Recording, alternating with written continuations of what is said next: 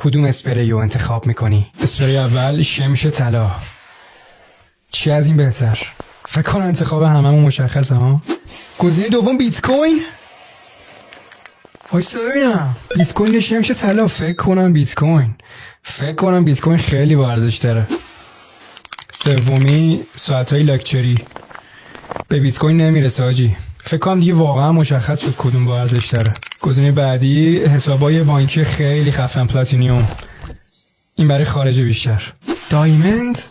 واسه ببینم الماس بیشتره یا بیت کوین؟ کی میدونه؟ تو کامنت حتما بگین. نمیدونم من. الماس با ارزش داره یا بیت کوین؟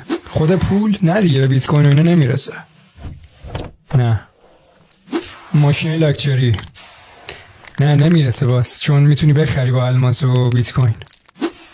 نقاشی مونالیزا چقدر هزینه‌اش میارزه اونقدر؟ نمیدونم.